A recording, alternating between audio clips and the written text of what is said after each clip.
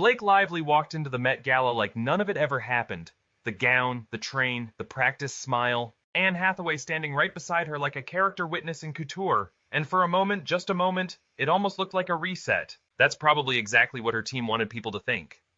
But here's the problem. The internet wasn't watching Blake Lively walk a red carpet. The internet was watching a PR strategy execute itself in real time. And the second people started clocking the calculation behind every pose, every soft interview answer, every carefully timed appearance, the conversation didn't cool down. It exploded. Because audiences don't consume celebrities the way they used to. And Blake Lively, along with Ryan Reynolds, may have just found that out the hard way. Let's start with what people are actually talking about, because this detail changes everything. When the settlement language dropped specifically the part acknowledging that Blake Lively deserves to be heard, the internet immediately reacted with confusion. People were furious after everything that had surfaced publicly, after all the court filings, the leaked messages, the resurfaced interviews.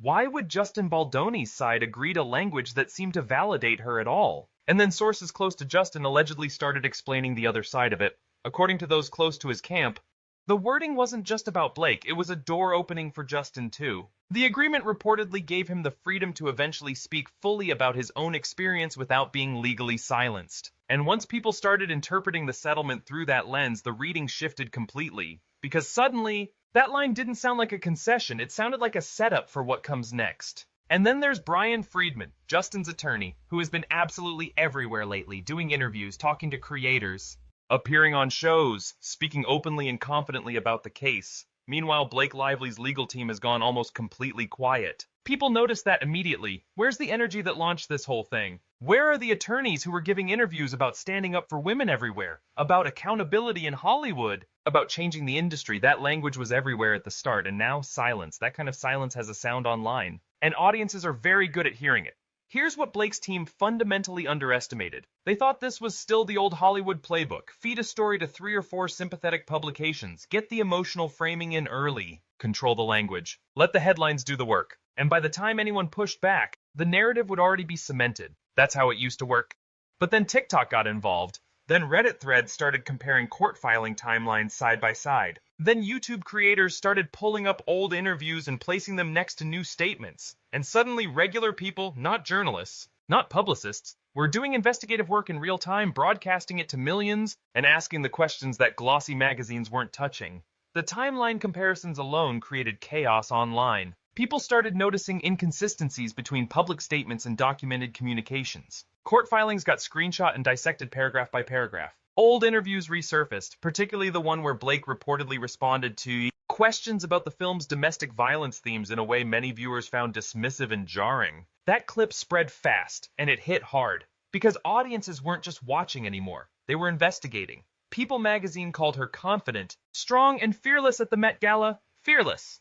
Meanwhile, the internet was frame by frame analyzing her carpet walk, reading body language discussions from TikTok creators, comparing her current energy to how she carried herself during the promotional period that started all of this. And critics immediately clocked the strategy, the soft voice in the interview clips that circulated, the carefully humble energy, the quiet references to family and motherhood. To supporters, it looked like grace under pressure. To critics, it looked like a wardrobe change on the same performance. And then there's the Anna Wintour factor, because people online could not let that go. Blake seated near Anna, positioned inside one of fashion's most elite rooms, at the exact moment her public image was being dissected across every platform. A significant portion of online commentary immediately started questioning what kind of relationships and access exist in Hollywood that can keep someone inside those circles even when the outside world is loudly debating their credibility. That's the question people kept returning to. Who decides who gets protected, and why? This is where it stopped being celebrity gossip and started being something more serious. Newly unsealed messages reportedly showed companies connected to Blake's brand portfolio getting nervous. According to what surfaced online, one executive allegedly admitted retailers were monitoring customer reaction closely because the negative press was affecting confidence in the products. Another company reportedly paused partnership discussions entirely during the peak of the controversy. Blake's own legal team apparently submitted some of these communications as evidence arguing Justin Baldoni's alleged PR operation caused the brand damage. But online critics immediately turned that argument inside out. If the backlash wasn't coming from a smear campaign, they argued, but from Blake's own public interviews and contradictions, then the evidence her team submitted might actually be documenting the consequences of her own strategy. And that interpretation spread fast, because when audiences decide they've spotted a contradiction, they don't let it go, they screenshot it. They share it, they build entire video essays around it, and every new piece of legal documentation became another source of material for the people already convinced something wasn't adding up.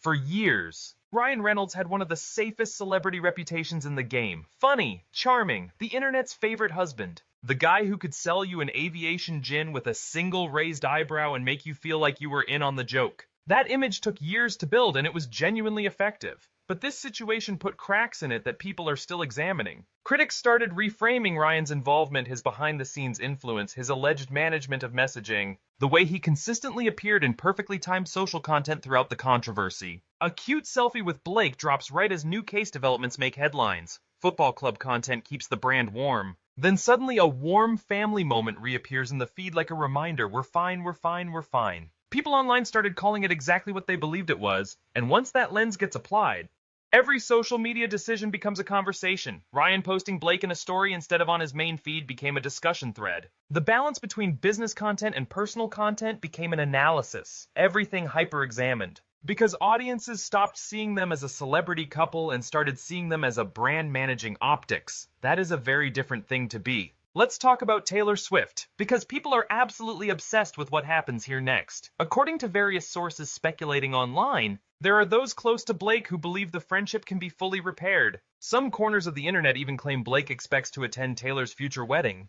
that the friendship isn't gone, just paused. But a large portion of online commentary finds that extremely hard to believe. Because the moment Taylor Swift's name got dragged into subpoenas and public legal narratives, things became complicated in a way that celebrity friendships rarely survive cleanly. And some online voices have gone so far as to suggest that if Taylor were to publicly embrace Blake too aggressively right now, it could actually pull Taylor into the controversy's orbit in ways that damage her carefully managed image. That's how toxic this situation has become in terms of public perception. And it's not just Taylor, Travis Kelce, Ryan Reynolds.